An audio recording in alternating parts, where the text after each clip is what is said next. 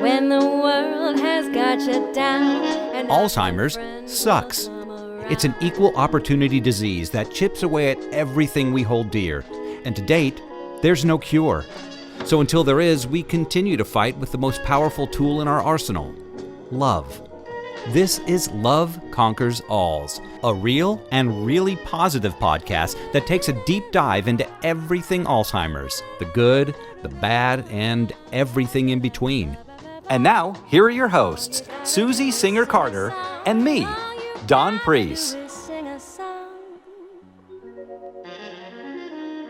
Hello, everybody. I'm Susie Singer-Carter, and this is Love Conquers Alls, the podcast that is all about Alzheimer's and elder care and extending into long-term care now with our documentary, No Country for Old People, which I have a very great announcement that we are launching on Amazon on August 1st. So stay tuned and we'll be keeping you posted. If you follow us, you'll definitely hear more about it. And if you don't follow us, you should be, because it's very important and we're very proud of this project and it's information that everyone needs to know. And coincidentally, we have a very special episode today because not just because of our guest, but also because I am joined today with my producing partner from No Country for Old People, and my guest host today is Rick Mountcastle, who you may know already because I talk about him all the time. And or you also might know him from a project called Dope Sick, a miniseries on Hulu, where his work prosecuting Purdue Pharma was dramatized. He's here to help me lead the conversation that's very close to both of our hearts. Today, our guest is someone whose life's work aligns so powerfully with the mission behind our film.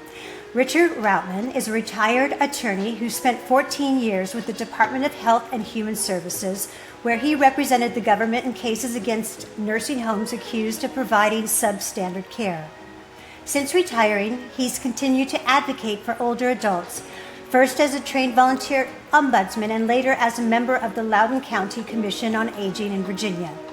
Richard brings both legal insight and lived compassion to this conversation. And when he's not speaking up for better elder care, he's enjoying time with his wife and their grandchildren, which, let's be honest, is probably the best gig of all. We truly are honored to have him here with us today, so please help me welcome Richard Routman and, of course, Rick Mountcastle. Hey, Susie, thank you for having me. It's an honor. Thank you I for hope being I can here. live up. I hope I can live up to the standards that you and Don have set for Love Conquers Alls. But I'm glad I'm here because Richard Routman and I have, I would say, come to be friends over the past 2 or 3 years. We've not met in person, but we have talked monthly by telephone, just trying to keep up with what's happening in elder care and batting ideas around about how we can make things better in that world. So I think it's really great to have Richard on. And I guess I can start off the questioning or start off with the ball, Susie, if that's okay with you. Take it away, Rick. Yeah, so Richard, you and I have talked about your role on the Commission on Aging, a role you took on after you retired from the Health and Human Services Assistant Regional Counsel. But before we get into the specifics of that, could you describe your general approach that you have taken and are taking in addressing nursing home issues? Be happy to. Before I comment on that, Rick, I just want to thank Susie for the lovely introduction and congratulate you both for the coming of the new video, which we're all looking forward to in August. It'll be an impactful event for everybody who's interested in improving nursing home care. Thank you so much. Thank you. Well, the approach to trying to deal with the proper treatment of elders in nursing homes is a complex one. It's both federal and state involved. And one of my post-retirement interests was finding out how the county of Loudoun in Virginia uses federal money as well as some state and local money to promote the interests of residents of nursing homes. So after I spent a year being a volunteer ombudsman in a skilled nursing facility, when my wife and I moved here, I was able to be appointed to the Commission on Aging. And let me give just a minute or two background on what that means. In 1965, Congress passed a statute called the Older Americans Act. And that statute was amended about 10 years later to provide for funding federal monies to go to offices in counties all over the country. Every county in the country has an office called the Area Agency on Aging. And that agency receives some federal money and some state money, and is supposed to promote the interests of seniors in that county. It comes with some strings. One of the strings was that the Area Agency on Aging had to establish what is an advisory council. And in Virginia, in Loudoun County, was called the Commission on Aging. And that was a particularly attractive feature to the statute, in my view, because it allowed members of the public, ordinary folks, to be able to have a seat at the table. They weren't empowered to make any decisions, but they were allowed to ask questions.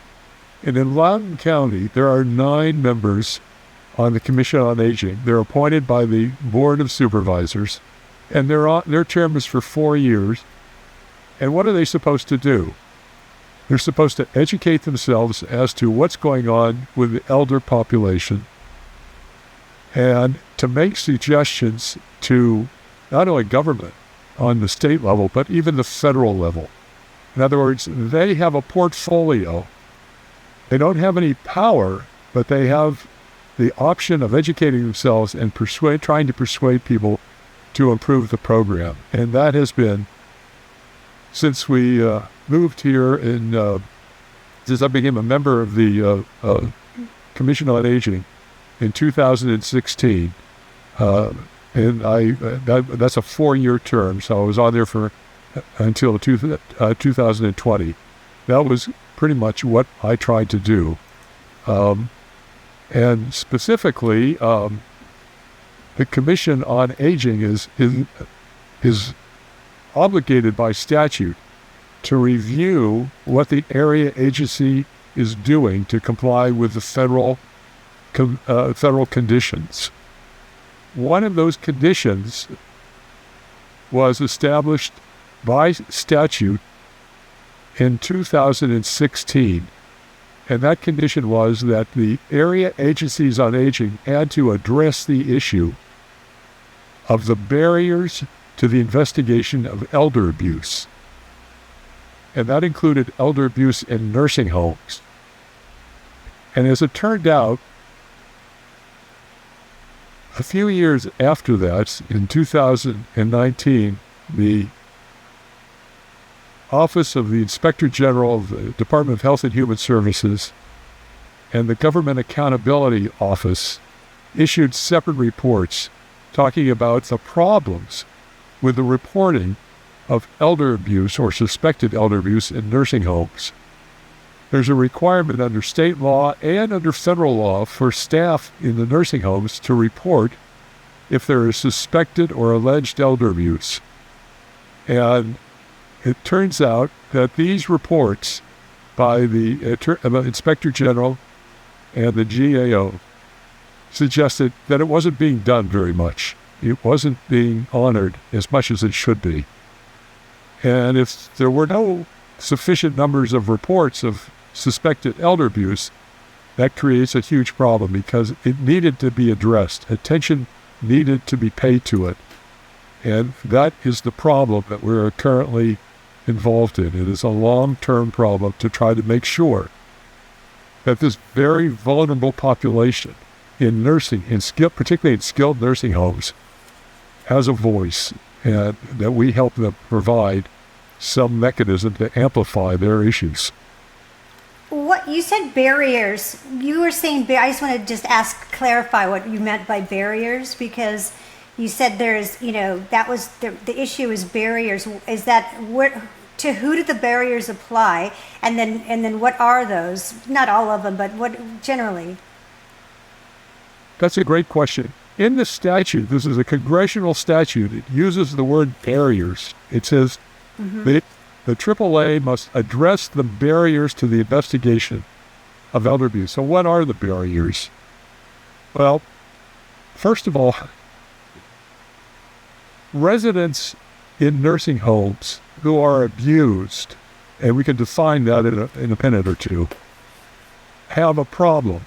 And the problem is they are fearful, many of them, that if they complain, there'll be retribution. They might be discharged from the facility, or the staff might be angry at them, and may take it out on them in different ways. There's another issue. If staff sees an example of a resident being abused, the staff has an obligation to report that. They're mandated reporters under state and federal law. But the staff is also afraid that if they report another staff member, they're going to be subjected to some harassment, or they may even be fired. So that's a barrier that needs to be addressed. Sometimes there's this perception, sometimes it's true, sometimes it's not, that the resident has cognitive issues and we can't trust the resident saying what they're saying. So if they say they're being abused, maybe they are, maybe they aren't, we can't be sure. It depends on their level of cognition. But that's a problem of a barrier to the reporting. We don't have to be 100% sure if the resident is saying, the CNA just slapped me or dropped me on the floor. That ought to be the trigger for a report, whether or not there's a cognitive issue or not. Right. So erring on the safe side, just if there may just be. So if it's brought up, it should be investigated. Of course. Of course. Right. Yeah. The presumption should be that there's a problem here, not that there's not a problem. Right. Exactly. There's another situation where the nursing home itself doesn't want these to be reported. Why? Because the Centers for Medicaid and Medicaid Services is going to send in an inspector, a surveyor, and if he finds out or she finds out that this is true, there's a fine that's going to be issued, or maybe something even worse. So there's always the possibility that the nursing home is going to tell staff, if a surveyor comes in because they're interested in knowing what happened, why don't you just tell them you couldn't remember? Or even worse, why don't we remove the records of that resident to another location so it's not easily accessible by the surveyor?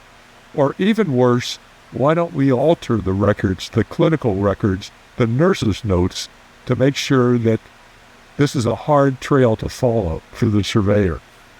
Richard, how often does that happen? Is that something that is regular practice, do you think? Or, I mean, I'm sure you can't say nationally because you're specific to the states that you worked in, but I don't know. Well, it's a great question. Nobody knows the answer to that question because sometimes the facilities get away with it. But I will tell you that I've personally had a situation where I have had a facility lie to the surveyor. And fortunately, the surveyor was able to determine that that was a lie. And it was a situation where the records were removed so that they couldn't find the records. And this was another situation where this was a chain, and the corporate executives from another city were telling the staff to lie to the surveyor. So it was a big deal. Yeah. The problem is... I just want to say, like, with my mother, on her records, she had Alzheimer's, and one of the issues we were dealing with was that they had her on NPO, which means nothing by mouth. Well, in the records, looking back at it, there were several entries, many entries, where it would say, breakfast, ate part of it, didn't want the rest, as if she was eating regular food, right? And so it was just like, there was no responsible entries. There was many more like that, but it was like, or the patient or the resident is in denial. She has Alzheimer's. What are you talking about, right? So, yeah. Well, but most of us don't look at the records. We don't know this. The nurses' notes are the key to the kingdom, in my opinion. You need to read the nurses' notes. But in any event, those are examples of barriers to finding out what's going on behind the curtain in a nursing home. And just one last item I want to mention. Sometimes the left hand doesn't know what the right hand is doing, which is to say that Adult Protective Services, which is an agency of the state, it's in the county, they also investigate abuse in nursing homes, but they don't necessarily tell the state surveying agency what's going on right away. The Attorney General of a state has a unit called the Medicaid Fraud Control Unit, and they're also looking at abuse in nursing homes. And sometimes there's a lack of communication, so that they're not coordinated very well, and that can be a problem to determining whether or not there's hell. Is that by design or just by lack of attention? Well, that's a good question. I mean, one of the issues that I have always tried to grapple with is the fact that the regulation of nursing home care is fragmented. It's siloed. Some of it's in the state, some of it's in the feds. Sometimes they talk, sometimes they don't. There has to be a higher level of coordination. And whether that was done on purpose is a question that others will have to answer. I can't. Okay. Thank you. No, that makes that I think that's so important what you're talking about, because most of us as just caregivers or even residents don't really know how all that works. And, we think it's set up to take care of the most vulnerable, and then you come to find out that it, like you said, it's so fragmented and it becomes so complicated that at the end of the day, many family members just give up because it's too complicated and it's too time consuming and it's not fruitful. It's very frustrating, I'm sure. So speaking of caregivers and family members, I know some of our listeners at least have loved ones that they're looking out for who are in skilled nursing facilities, and like Susie did, and as depicted in No Country for Old People. What would you recommend to them about becoming involved in a commission or an advisory committee like you were involved in, that advises the local commission on aging? They can make a phone call to the main desk of the county office and ask for the area agency on aging, and ask for what the timetable is for applying to be a member on the advisory council. It may not be called the Commission on Aging, it might be, but these differ from county to county. Even if they're unable to become members of a advisory council like the Commission on Aging, they can still go to the meetings. These are open to the public. So, and what would be the benefit? How can they help change things by participating in either the commission itself or those meetings? What's your thoughts and your recommendations on that? The Commission on Aging should be urged to educate its members by having other representatives from other agencies make presentations. One example would be have somebody from Adult Protective Services talk about how much abuse is being discovered in the nursing homes in that county. There are other things that they could do. For example, they could ask for law enforcement to make a presentation as to whether law enforcement in the county has ever been advised within the last year or so whether a complaint has been lodged with respect to alleged or suspected elder abuse in nursing homes. If in fact there is a alleged or suspected episode that results particularly in serious bodily injury, the police have to be advised. And if the police have never received any notice, then the question is raised, why not? And that's a proper topic for the Commission on Aging to bring to the attention of elected officials, because it should be on the top of their list to protect vulnerable seniors in nursing homes. So it's a matter of visitors could make recommendations. It's not binding, of course, to say, here are a series of things to do that you could educate yourselves and everybody else. And particularly if the visitor has some issues with a particular nursing home, those issues could be raised and maybe would not be identified by name, but at least the issue could be discussed. Also, would you say that, I know that personally I didn't know that there was an ombudsman program available to me. I didn't know that. And I would think that it would be important to attend these meetings to find out, ask questions, find out what can ombudsmen do? What are their, what's their job description really? And what does Adult Protective Services do?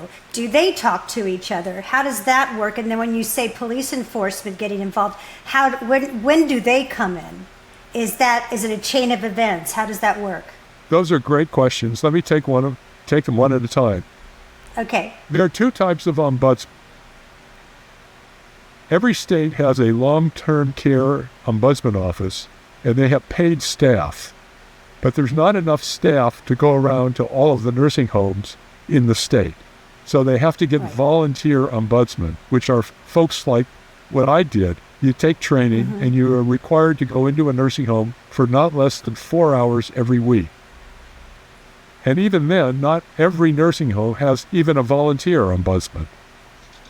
But what does the ombudsman do? The ombudsman has contact with elder residents, and they'll say, tell me if there are any issues, and I'm telling you that I won't tell anybody unless you give me permission. This will be confidential, so you can be free to talk to me about it. Now, that's a good way to elicit information, but it is also somewhat frustrating because the resident who may unload a burden on the ombudsman may say, you can't tell anybody because I'm afraid of retribution or retaliation or being discharged. So it puts the ombudsman in a difficult spot. Well, maybe there's a remedy for that. Maybe the Commission on Aging could think of a way to get around that problem and make a suggestion to elected officials. I have a question. Wait, I just want to say to that, couldn't it be like the way that you deal with a whistleblower, somebody where you can present what's going on without presenting the source? That would be a perfect thing to suggest, and that would require some specific training of the ombudsman. I've gone through that training, and that part is not there. There isn't a nuance, because you're always wanting to protect your source. That your source is the resident. You don't want to put the resident in a position of harm. Sure. So that's the ombudsman. As far as the Adult Protective Service, that was your next point. Adult Protective Service, or APS, is interested in one major goal, and that is the safety of the resident. So if there's an allegation of abuse, APS will be contacted, hopefully by the facility, or if the resident is transferred to the emergency room at the hospital, the admitting doctor should notify APS if there's some reason to believe that there's been abuse, physical abuse, or even sexual or physical, or perhaps even emotional. APS will send out an investigator, and if it happens that the alleged perpetrator has been fired, that is, the staff person who is alleged to have committed the abuse, even if we don't know that for sure, has been fired or has voluntarily quit or has been moved to another floor and is no longer in proximity to this resident, APS's investigation is closed because their mission has been accomplished. They have provided some assurance that the resident is now safe, and they are not in the business of determining whether anything wrong was done. Gotcha. And that's a problem, because I have talked to APS people and I've said, look, if you go in there and you find out that there was abuse, but the resident is now dead, partly Right. because of that abuse, you close your investigation. My question is, what happens if you find out if another staff member knew of the abuse and failed to report it? Is it part of your duty to deal with that issue, to report that person for failing? They're all mandated reporters. What about that guy? He failed to report it. My impression of APS is that's not part of their deal. All they do is find out if the resident is safe or dead or gone, or the perpetrator's gone. Right. If the problem is gone, the problem is no longer. Well, the problem still exists because the perpetrator is now at another facility. Exactly, or on a different floor, which is ridiculous. Or on a different floor, right. So what's a family member or caregiver to do in those circumstances? Is there any recourse where they basically want to see justice happen? That's not justice, right? It's not justice that an individual has abused a person, and because that person is passed or the perpetrator has been transferred to another floor, case closed. That doesn't remedy the abuse. That's so right. Is there any recourse for a caregiver or a family member? Of course, as you well know, there's the legal system, and that raises the issue of what happened when the resident was admitted. Did the admission papers require you to sign what's called a pre-dispute arbitration agreement, which is provision in the admission agreement that says, in the event that you have a claim or the resident has a claim against the nursing home, you agree now to waive a jury and to waive all litigation and to participate in an arbitration with an arbitration program that the facility will set up or has set up. Most people who are confronted with that have to sign it because they don't have much of a choice, but they don't have a lot of confidence that will have the same impact as a jury trial if they can ever get a lawyer to take that case to a trial. I suppose an additional feature to the answer to you, Rick, is that the family or the resident could call the state survey agency and say, look, do something about the fact that there was no reporting of abuse here. In Virginia, there's a commissioner of aging. He is the head, or she is the head of the Department of Aging and Rehabilitation Services. And the commissioner has the power to have a hearing against any staff member who fails to comply with mandated reporting laws. And if the staff member is found guilty, the fee is $100. If he's found guilty the second time, and the fee is anywhere between $100 and $1,000. Pretty small change considering the situation. But so that's all kind of peripheral. But this would be the time, wouldn't it? I just make a suggestion to call the local police department or the sheriff's office to report that, because elder abuse is a crime, Yes. and notwithstanding the fact that APS has closed its case because the person is no longer in danger either by death, transfer of the perpetrator, or otherwise, would that be, I just might want to suggest that might be the time to call the local police or the sheriff's office or the Medicaid fraud control unit of the state, the local office of that, right? You're absolutely correct. I should have added that, so thank you for adding for me.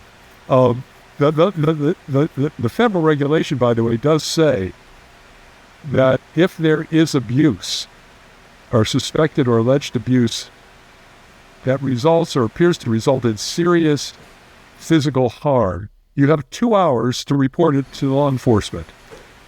If there's abuse that does not result in serious physical harm, you have 24 hours to report it. So there's a specific provision, relatively new, that points in the direction of law enforcement. I might add that in the past, during my 4-year term, I asked local law enforcement, had they ever been notified of any possible abuse allegations? And the answer was no. But that's something that a family member or caregiver could do. No question. In the absence of any kind of reporting by a government official or anybody at the facility, that's an option that's available to it. No question. You're absolutely right, But Jen. let me Thank you for can I adding clarify that that? point. I want to clarify what you said, though, about the 2-hour window. Because what if you, as a family member, like you have somebody who is nonverbal, your loved one is nonverbal, and you find out that they've been sexually abused, right? And they move the perpetrator to, say, another floor. But you don't find out about that for, whatever, a couple weeks. It just happens to leak out and you get it. Now, your window's passed to file a report with the police department, or what? Oh, no, you can always file the report. The facility has the obligation within 2 I hours. see. It's not I you. see, The okay. facility I has see, the okay. obligation. They can do it at Okay. any time. Okay.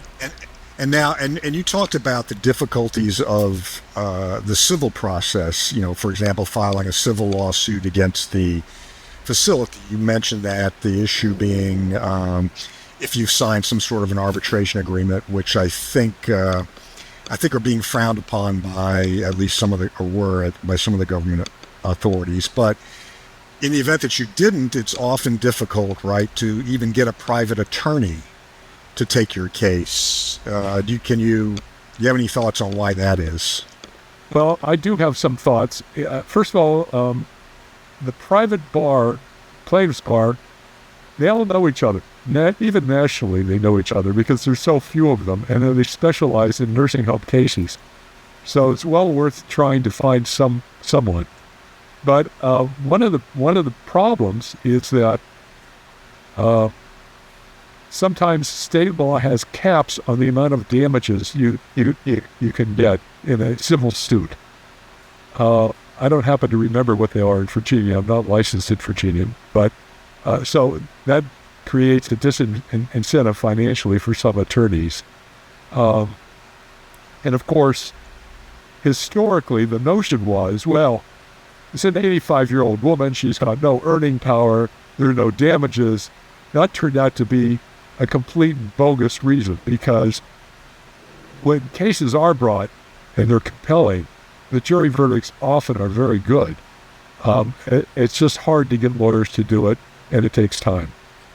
Well, and I think the reason for those compelling jury verdicts is that the damages component for a nursing home resident is pain and suffering. Yes? Would you agree with that? I would. It's not lost wages. It's not medical payments, because it's usually covered by Medicaid or Right. Medicare or some insurance. But it's pain and suffering. And the way kind of, going to a conversation that Susie and I had long ago at the beginning of our journey was, hey, Susie, you're a filmmaker. Videotape what's happening to your mom to show the pain and suffering. Now, Susie happens to be a filmmaker, but I think that the iPhone has actually made all of us filmmakers. So maybe would Oh, what would be your thought on advising family members who find themselves in a situation where they're fighting abuse and neglect in a nursing home, using their phones to videotape what's going on? Well, that's a great idea. Of course, it requires them to be there. Another option is to have a surreptitious recording device, a video recording device in the room. Now, there have been examples where the facility may require you to tell them that you're doing that. But there have been cases where they've done it without the facility knowing. Can I put a caution on that? Because every state has different laws with regard to surreptitiously videotaping someone. Right. So you must consult with your state law on whether it's legal for you to do that. So I just put that as a caution. Some states it is legal. I think one state, and I can't remember which one, says you can do it as long as there's not sound. And then some states say it's illegal to videotape someone without their permission. So I would put a caution on that. I would suggest to our listeners, don't just do that until you find out what your state law requires. I totally agree. I just want to throw something in with my own, experience as well. It's like when Rick had said, start, taking video of your mom so you have a record of what's going on. And the frontline providers, a lot of the CNAs who were, didn't want to jeopardize their jobs. Clearly, they got to the point where they were like, you can't record, you can't take a picture, you have to go out. It's against our rules. Well, I just assumed that was right because they were throwing out HIPAA and all that and saying you can't, you have to get permission. Well, that's not true. You have to find out what your rights are per your state and find out if you are allowed. I don't know if you know, but I don't know if that is even a law anywhere that you can't take video of your own family member. I don't know the answer. I was aware of at least one case years ago where the facility did not know about the camera. The film was introduced and it was fine, but that was a long time ago. One of the advantages of having Rick here is that he's keeping me on the straight and narrow with respect to the law. So the law is different in different states, absolutely. So you have to be careful. That's all, right? No, I totally. But as far as HIPAA, though, that's a federal law.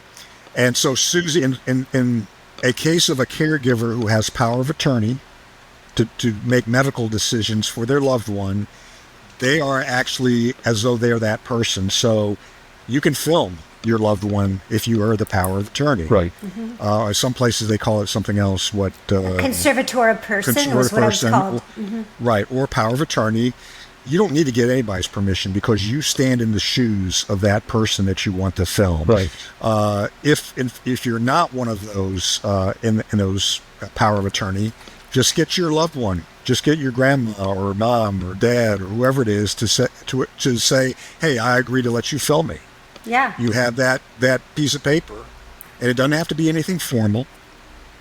Just their acknowledgement or their permission and their signature, and now you can film away, and it doesn't matter what the facility says. Right. It's important, I think, for people to know that. Yeah, because I was afraid, so I didn't want to get retaliation and rock the boat anymore. So I was trying to be not rock the apple cart too much. So. Right. But I should have done more. I totally agree with Rick. One other cautionary note is you have to be careful not to film if there's a roommate, you have to make sure that roommate is not filmed. Yes. Because you don't have permission there. Correct. Yes. But, Rick, just to further your point, this is such an important device for knowing about what's going on at night in a nursing home or on the weekend in a nursing home when it's not well staffed. That would be a proper subject for an advisory council like the Commission on Aging to promote this issue and give it visibility, because there are examples of where it has worked dramatically in litigation. And it might be a long process to get that kind of acceptance for the law to permit it, but it would be worth at least beginning that process, I think. Richard, do you have any thoughts on why these commissions on aging, which are in every county, right, and they're advised by citizens of that county, why things are not improving in the nursing homes? In fact, they're getting worse. I mean, we have these groups that are there to provide some sort of support for the elderly. They're government groups in every county, but things just seem to be getting worse. Any speculation or thoughts on that? Well, my feeling is that the program for advisory councils should include a training so that people understand. And we're talking about folks who have some interest but don't have much background. And it's a complicated area. There's a lot of federal, state mishmash. So they should be trained to ask the right questions and to demand to talk to agencies at meetings and get answers. So I think that it's a long process to get people to educate themselves and to have the guts to go to elected officials and say, look, we've got to make some changes here. I wish I had a better answer than that, Rick, but I'm afraid this is an intractable issue. No, that makes perfect sense. So would you recommend that, people like our listeners on this program, or people who are caregivers for elderly folks that are in skilled nursing facilities, would you recommend that they get involved in these advisory committees that advise commissions on aging? I absolutely would recommend it. And I also have another recommendation, that Susie Singer-Carter and Rick Moncastle come up with a training program in addition to their film that can be used by every county commission in the country. And actually, I'm pretty serious about that. Well, we're hoping that the film will help that and people will be able to use parts of the film as training and use it as education, and also this podcast where, we're specifically talking about these subjects in detail, because that's what's important, because knowledge is power. And we're with you. That's one of our goals, right, Rick? To educate. There's also, absolutely, if I may add another point, there is a political feature to this issue. If it is true, which I believe it is, that nursing home chains and nursing homes make political contributions to legislators, they have a great deal of influence on the kind of oversight that actually occurs on nursing homes. Why not require nursing home chains to disclose the amount and recipients of their political contributions? I think that would be an important thing for the people to know, because there have been plenty of people who've tried to make changes in the system, and it's very hard to do.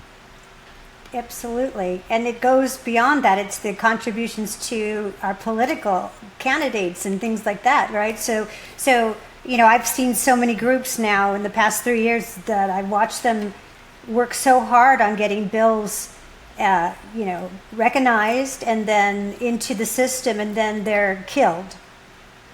But, they're dead on arrival, yeah. The American Healthcare Association is the lobbying arm for the nursing home industry. What are their political contributions? I suspect they're substantial. Well, if you go to, you can find a lot of the federal information on opensecrets.org. And if you go to opensecrets.org, you'll see that they spend hundreds of millions of dollars annually on campaign contributions and lobbying. And, I think there was a report that was generated specifically about the nursing home industry's contributions and involvement in political lobbying that they issued a few years ago that you can find on that website. So it's opensecrets.org. It shows that, in fact, it is true, Richard, that the American Healthcare Association and its state affiliates contribute hundreds of millions of dollars a year to campaign contributions and lobbying.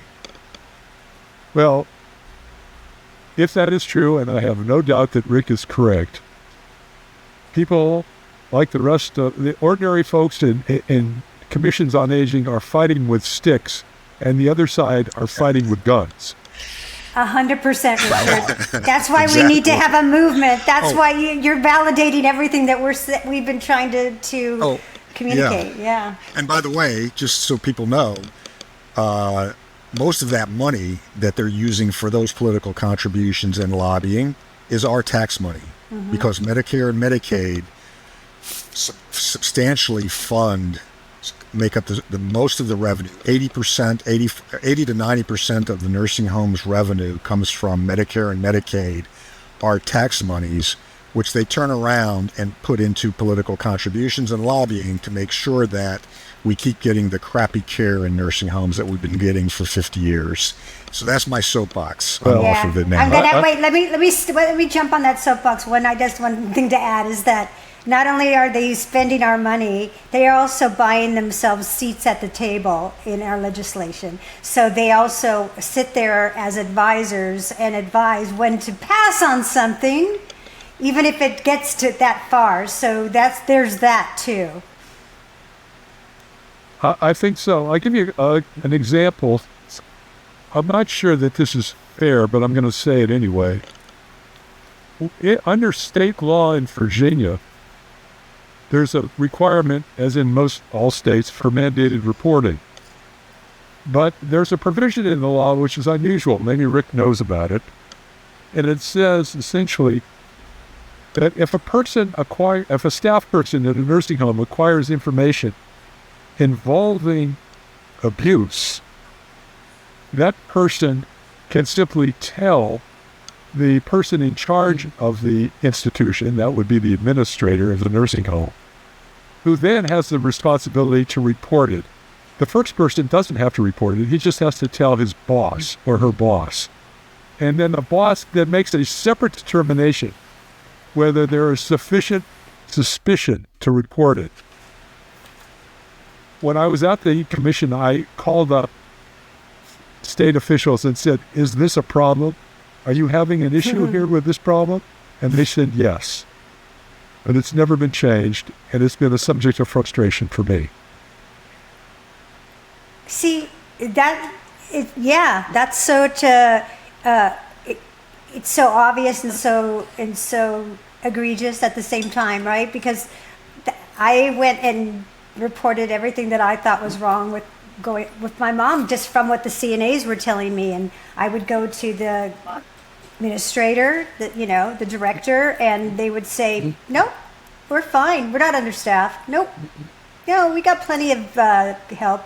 Nope, don't worry about it. It's all good." Nothing was reported, and they weren't going to report it. Why would they? Well, they should, because it's the law. Should, but they don't. They don't, right? Well, somebody's got to pay attention to this with greater intensity than they have been. Yes. Rick, that's why we're doing No Country for Old People. Yes, the public needs to be educated about all of this, all of the failings of the system, so that the public can know and become activated to demand change, because that's the only way we're going to overcome the hundreds of millions of dollars in money that the industry puts into keeping things the same. I think that's true, and we may be on the brink of a time where there are fewer government employees, and it's going to put a greater burden on ordinary citizens to step up to the plate and take action and be proactive about doing something, even if it's only providing a voice, that's at least something. And hopefully, in the course of time, elected officials will pay attention. You know, it's really telling that we, having both of you who have had so many years experience in this field of trying to bring quality care and, less than substandard care to our most vulnerable. And you've spent so many decades trying to do it. And your conclusion is that it's on us as a collective, because if we don't listen to that, people, as a community, then we are failing as human beings. I mean, this is a human rights situation, and we need to step up. We have to, because that's the only power we have right now. It's obvious both of you have spent your lives working within that system, and this is the conclusion. So it really speaks volumes to what we're trying to say through the documentary as well. If people weren't as concerned about seniors and the possibility that seniors suffer from abuse as they are about babies who might also suffer from abuse, we wouldn't have this conversation. But there's right. I just had a conversation with another colleague of mine who's in the health system, and she said, well, babies are cute. Well, cute is in the eye of the beholder. Some babies aren't that cute. I'm just saying. No, I mean, listen, my mom was adorable, and in my mind, she was the best. So, I mean, we have to get up, and that's true. I mean, we treat babies different. But just from if you're a human being, you don't want to see someone suffering. I don't care who they are, how old they are, someone suffering from a stage 4 pressure ulcer, yes, suffering from sepsis, suffering from dehydration. Just as human beings, it shouldn't matter how cute they are or how comparatively cute they are. It should matter that you see suffering and you want to change that. You want to make it better. You want to make it go away. That should be enough. 100%. 100%. But why? But you're right, Richard. It's like, why we've had that conversation. One of our interviewees who used to work for Adult Protective Services and was very active in the caregiving community and elder care rights, and she would say to her colleagues, I need somebody over here, there's some abuse going on. Okay, we'll make a report and we'll check it out tomorrow. No, someone needs to come now. But it doesn't happen like that. But in children, for the Children's Protective Services, it does. It happens right there. So it's built into our system to have this ageism, to have this ableism. It's built into it. I think it's a cultural thing. I don't think that's as true necessarily in other countries. For example, I think it's becoming worse and worse, though. Honestly, it's becoming a worldwide phenomenon of this individualistic kind of society that we have created. And I think that's right. But historically, correct me if I'm wrong, Japan didn't have nursing homes. As you grow old in Japan, this is years ago, you were with the family. Only in recent years have there been nursing homes in Japan. And now it's actually worse. They're having a crisis now where they are basically sending the elders out to these communities of homes where they're just left on their own to take care of themselves, and with no oversight. And it's because the population and because of the way that society now is looking at the elder generation, it's so easy to look at them through, a lens as if they're othered, as one of our experts said. They're othered, right. And we will be that other in a blink of an eye. We are all there. Well, with the demographics of our population, this is going to just get worse and worse in this country, because the seniors are probably the predominant feature of the population, or they will be fairly soon. They are. They call it a gray tsunami. That's the term. Right. And there's so much value in that population no matter what. And that's the problem. We need to really shift that perspective to a more healthier perspective, because we're losing out on some incredible, value that comes from our elder generations. And I only get smarter, I hope, and I only get more valuable as a person, I hope, as I grow. So I see that in the people above me, ahead of me. I look to my elders as mentors and guides. That they should be revered. That's the way I look at it. Well, let's hope that No Country for Old People is required viewing by everybody at schools and medical schools and nursing schools. From your mouth to God's ears. Thank you. Well, thank you today for coming. Is there anything else you wanted to say that was burning and that I missed or Rick missed and that you wanted to share with us? It's hard to think of anything that either of you missed. So I'm appreciative of your filling the gaps when I forgot a few things. But anyway, I appreciate it's lovely. I appreciate the opportunity to have this conversation with you. It's very important. Again, congratulations on your work. We're going to look forward to August and all of the publicity that comes with your film. Oh, well, thank you. We loved having you. And as you might know, this show is all about love. It's in the title. And the reason is because love is powerful. Love is contagious, and love conquers alls. And that's what I feel, and I'm not changing my mind. So I think love is the greatest tool in our arsenal. So thank you, Richard. You're full of love, and we really appreciated having you today. Rick, you know how I feel about you. So anyway, if you like this show, please, earmark it and share it with everybody and talk about it. Give us good reviews. Come back and listen again. And keep an eye out for No Country for Old People, and have a wonderful time until we're together again. Take care. Thanks to you both. Bye-bye. Thank you.